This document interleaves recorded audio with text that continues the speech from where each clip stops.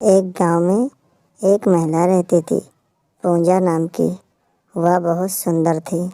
सुंदर के साथ साथ वो दयालु भी थी और नेक भी थी। पूजा जी, आप थोड़ी सी मेरी मदद कर सकती हो? मुझे समझ नहीं आ रहा है मैं क्या करूं। अच्छा, ऐसा क्या हुआ जो समझ नहीं आ रहा है? आपको क्या मदद चाहिए, बताओ। अगर हमसे होगा तो हम जरूर आपकी मदद करेंगे। पूजा जी, मेरी बेटी की शादी के लिए कुछ पैसों की चाहिए हमें। बेटी का कान का झुमका बनवाने के लिए पैसे हमारे पास कम पड़ रहे हैं। बस यही इतनी बात है। लाला जी बहुत ब्याज मांग रहा है। मैं इतना ब्याज कैसे दूंगा उसको? मेरे पास उतने पैसे नहीं है ब्याज देने के लिए। आप पैसे की टेंशन मत लो। ये लीजिए पैसे और अपनी बच्ची की शादी बढ़िया तरीके से कीजिए। जब आपके पास पैसे होंगे तब आप हमें लौटा देंगे। इस पर कोई ब्याज नहीं है। बेफिक्र होकर शादी कीजिए। मैं आपको बता नहीं सकता आपने मुझ पर कितना बड़ा उपकार किया है। मैं आपको ये पैसे जल्दी ही लौटा दूंगा। आप पैसे की टेंशन मत लें। आप जाकर अपनी बच्ची की शादी संभालें। और पूजा लोगों की मदद करने से कभी पीछे नहीं हटती थी। वो हमेशा लोगों की मदद करती रहती थी। एक चीज में वह गांव वालों की मदद नहीं कर पा रही थी। आए दिन गांव के बाहर किसी न किसी की लाश मिलती थी। यह गांव में क्या हो रहा है? हर 2 दिन में किसी न किसी की लाश मिल जाती है। हमें जल्दी से जल्दी पता लगाना होगा आखिर ये कौन कर रहा है। उसी रास्ते से एक आदमी गुजर रहा था। तभी पीछे से आवाज आती है, भैया सुनो। अरे भैया, आप तो डर गए। थोड़ा इधर आओ ना, थोड़ी सी मदद चाहिए आपकी। हम किसी की मदद नहीं करते। हम बहुत गंदे आदमी हैं। हमें घर जाने दीजिए ना प्लीज। हमें घर जाने दीजिए। ऐसे कैसे भैया, एक बार पीछे मुड़ के तो देखो, शायद आपका इरादा बदल जाए। नहीं भाई, हमको नहीं देखना। हमको माफ कीजिए ना प्लीज। मैंने कहा ना, मुझे देख। तुझे समझ नहीं आता? वह आदमी पीछे मुड़ते ही मर जाता है। पता नहीं क्यों लोग प्यार से सुनते ही नहीं हैं।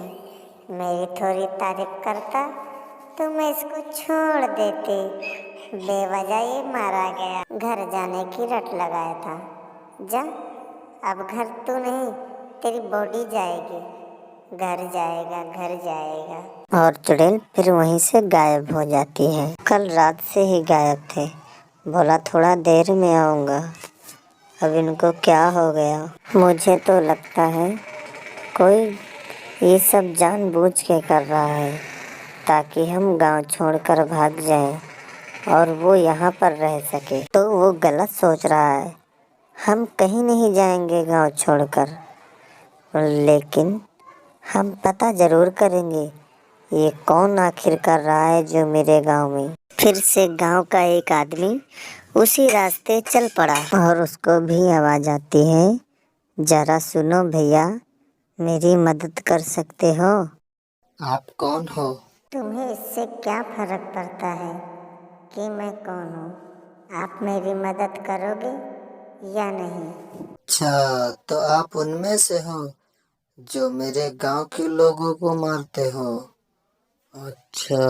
हाँ, मैं ही हूँ जो तुम्हारे गांव के लोगों को मारती हूँ। अब तुम्हारी बारी है। अब मैं तुम्हें खा जाऊंगी। अरे नहीं, मुझे मत मारो। गांव के लोगों को मारो या पीटो, हमसे नहीं मतलब। हमें मत मारो प्लीज, हमें जाने दो। तुम्हें कैसे जाने दूँ? अगर तुम्हें जाने दूंगी तो मुझे आज भूखा सोना पड़ेगा। आज का शिकार तो तू ही है। तुझे मरना होगा वरना मुझे भूखे सोना होगा, और मैं भूखा सोऊंगी नहीं। हाँ ना, मेरी सबसे बड़ी गलती थी। मुझे माफ कर दो, मुझे घर जाने दो। अच्छा। और इतना ही कह के वो उसे भी मार देते हैं। फिर जब सुबह जंगल की ओर लोग जाते हैं तो जंगल में एक और लाश मिलती है। सब घबरा जाते हैं और पूंजा जी के पास जाते हैं और पूंजा जी से सब बताते हैं। पूंजा जी कहती हैं हमें पुलिस वालों के पास चलना चाहिए। फिर पूंजा पुलिस वालों को बुलाती है और पुलिस से सारी बात बताती है कि हमारे गांव में ऐसा ऐसा हो रहा है। पुलिस वाले को भी समझ नहीं आ रहा था कि ये क्या हो रहा है गांव में। फिर पुलिस वाला गांव के लोगों को समझाता है कि आप सब्र रखो, मैं जल्द से जल्द उसको पकड़कर जेल में डाल दूंगा। गांव वाले बोलते हैं हम कैसे सब्र रखें, हमारे गांव में हर दूसरे तीसरे दिन किसी न किसी की लाश मिलती है, हम क्या करें बताओ। फिर भी पुलिस वाला लोगों को समझाता है आप सब्र रखो, मैं जल्द से जल्द पकड़ लूँगा उसको। अगली रात फिर से एक बंदा उसी रास्ते पर जाता है, उसको भी डरावनी आवाज़ आती है। बहुत डर लग रहा है, घर पर भी जाना है, क्या करूं मैं।